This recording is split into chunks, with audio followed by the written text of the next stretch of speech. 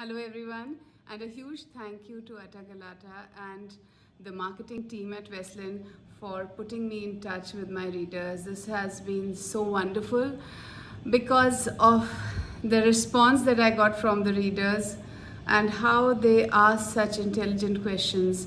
I was really amazed that most of the people who responded to ask the author were very young people, and the story of Firoza Begum had touched them really deeply, and they were pondering about the parallelism between Firoza Begum's predicament and the predicament of women today.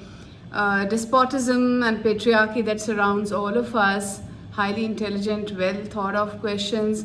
Some readers were not exactly readers because they hadn't read the book, but they were dying to get the book in their hands. So I loved that. Loved that kind of an anticipation, and the questions were asked after listening to the conversation between me and Kripa, which was a lovely experience in itself. So it was very tough choosing three questions. But after a lot of thought, I did manage to, and so I'll go with the first question. It is from Kubad Khan of Instagram, and he says, "What is the parallelism between life and the situation of Firoza Begum and today's middle-class girl hailing from a small town? What is that element which is constantly present in the society and in the minds of the people, and specifically in the minds of men, which was there in society and in the minds of the people during the time of Firoza Begum? To what extent our society and people are evolved from the time when Firoza Begum was there up to now, when it comes to a girl raising her voice and expressing her desire? Do you find some ease in the struggle and hardship of a middle-class girl hailing from a small town, if we compare today's time to the period described in Firoza Begum and in the Begum and the Dastan?" So Kubad, I think that's a lovely question, and this was a question that I really wanted to provoke by introducing the character of Amira, who is from a small town, a girl who is in her class 12, and she's growing up in the same town, and she's a descendant of Firoza Begum, who had suffered at the hands of the Nawab, and who suffered at the hands of despotism and patriarchy. And the question that is implicit in her story is, has anything changed for the women in today's society? Has anything changed for the young girls in small towns? And her struggles have men changed, really? Yes, a lot of things have changed in the sense that Firoza Begum probably was educated at home. I think maybe because I am an educationist also, I think the big change maker has been education. But very often the educational needs or the ambitions of the young girls have been ignored over financial issues, and that's what the story of Amira tells us. And again, it's a real story. These are things that I've experienced in my own life over my years as an educator, and at times, people like Amira have to give up their own ambitions.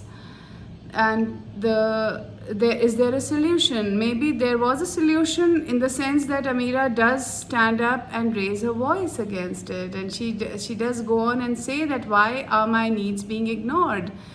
And it might seem like a very small thing, like her fees is not paid and she's not allowed to sit for the exams, but it's a very, very huge thing for Amira. Why were her needs ignored, and why were the needs of her brother? Why was the issue that the brother is facing become so paramount that everything else seems trivial? And she's torn between the love for her brother and the issues that he's going through, and her own desires, right? So maybe a lot of young girls would identify with Amira. Things have not changed so much for the young people, but yes, I believe and I have the faith that things have changed from the time of Firoza Begum in the late 19th century. And over here, I just wanted to portray that what can the girls do? how they should not ignore their own needs, and how they should have the strength to carry on and try to engage with the society. And they should not be like, because remember that Firoza Begum didn't just sit back and accept her fate. She also fought back in her own way, in the way that she could have fought back at that time.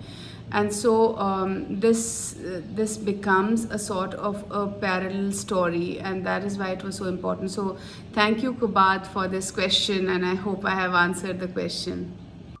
Well, the next question that was really thought-provoking was by Master's Literature on Instagram, and he says that I am inspired by the success of your book already, and I want to read it like crazy, but I'm terribly broke.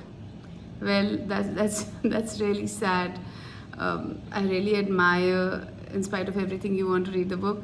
And apart from this all, I really want to know how do you bring feminism into your writing?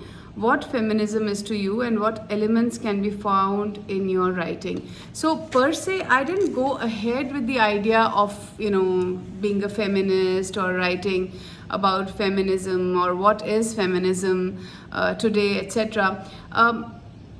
Do I identify myself as a feminist? In so much that yes, I do believe that women should have equal opportunities. Why ever not? And feminism has been defined through the ages with the sensibilities of the time. And today we have feminism which demands equal respect for women, equal rights for women, and why ever not? So when I was writing this book, I was not writing it from the point of view of feminism per se. But yes, if you look at what Firoza Begum was struggling with, she was not a feminist. She probably hadn't ever heard of the feminism word, even though it did exist at that time. But she naturally, was asking these questions. Why can't I have a better life? Or if I haven't had this better life, if I had to survive this abusive marriage, what of my daughter? Can I have a better life for my daughter? Why should she suffer? Why should she not have the right to determine what she wants to do?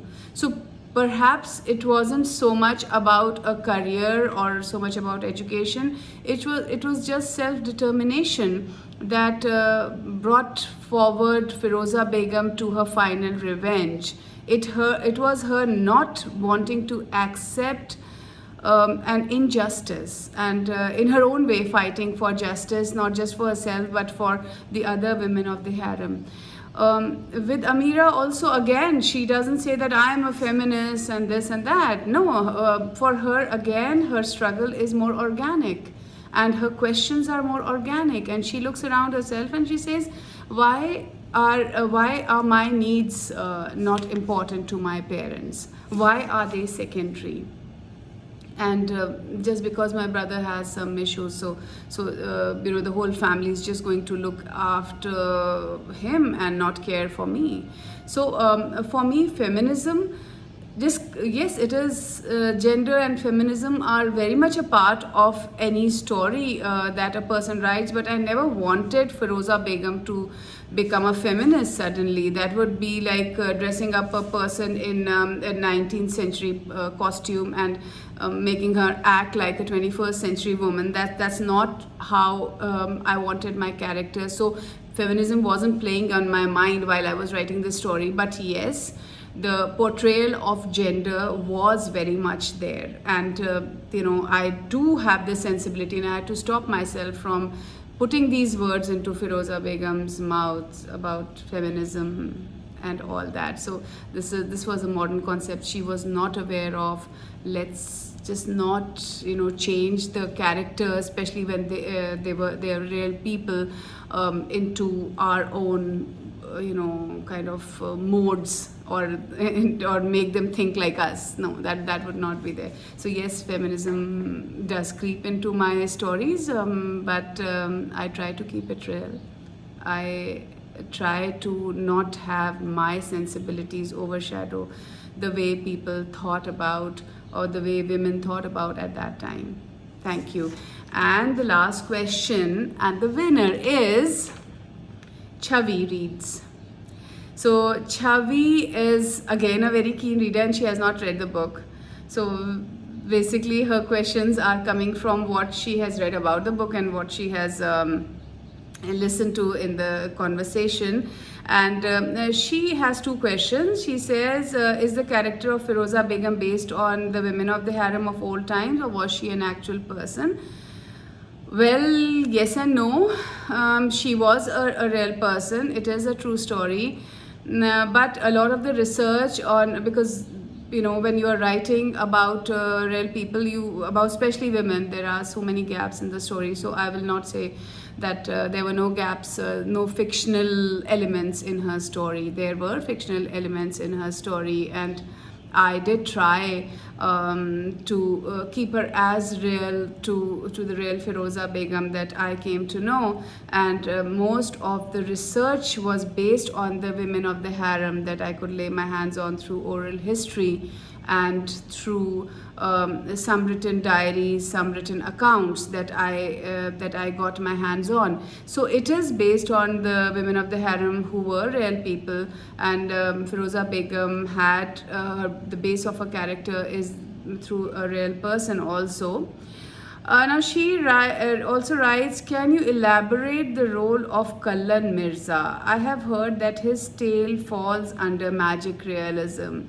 So yes, Kallan Mirza again was a real Dastan go. He was a Dastan go at that time. And I have just put, because I was doing a lot of research on Dastan at that point of time, so I put this character to give hope into this dismal tale. My tale is really dismal, I'm sorry, but reality is a sad, dismal tale. Even if it is, even if it becomes glamorous, it is still a dismal tale. So Kallan Mirza's story is the Dastan, and he is trying to portray the Dastan around Firoza Begum, because he wants to tell the people, and it's the power of storytelling and how the stories do remain forever. Because the story of Amir Hamza, I made the whole story around Amir Hamza tale. The style is the same, only the character and the events I have tried to based on the main story of Firoza Begum. So there is magic realism. Magic realism in the sense that it is Tilisme Azam. It is the magic, the great Azam. Azam means huge. So it is the huge magic, the magical realism that is portrayed in the story. And then there are knights, and then there is demons, and there all of that, the fairies, the half fairy and half human people, the flying peacocks, everything comes into it, and everything has a certain element of reality. Because when he talks about all of this to the people know what he's talking about. They know that Lala Rukh is actually Firoza Begum. They know that Tariq Jan is the Nawab. Tariq Jan is the despot who is trying to create this aura of magic and have trapped the people. And they know that he's talking about them, that their Nawab is a despot. So this is the magic realism that I have put into this historical tale. So my story is historical fiction and it becomes magic realism. So I really like this question. And also again, Chavi is also talking about Amira, and she's saying that how can she help if her parents refuse to pay her school fees. Well, how do children help it if the parents don't give them the smartphone or the latest Apple phone? Only her troubles are more than a mobile. So that's how she talks to them. It's, maybe what do children do? They just give you a guilt trip, I guess. Amira just bursts out. Amira just tells them that this is unfair. And till that minute she was dealing with it, that this is how things will be, and she had just accepted it, that this is how things will always be. But then at one point of time she says, no, this is now not how things should be, and that makes all the difference. And I think the message to all the women, the young girls of today is this, whether they are in they have issues in marriage, or they are young girls growing up, or they are struggling in their career, always the answer is that no, this is not how things should be. This is not how I think things should be, and I have the right to determine how things should be. Thank you so much, and congratulations, Chavi. I hope you enjoy reading my book, and I hope the others also pick up the book after listening to all these questions and answers. And oh, what a lovely journey it has been, being with you, connecting with you. Thank you so much, Atta Galata and Westland. Once again, thank you so much to all the readers and Kripa for connecting with me. This has been a beautiful experience.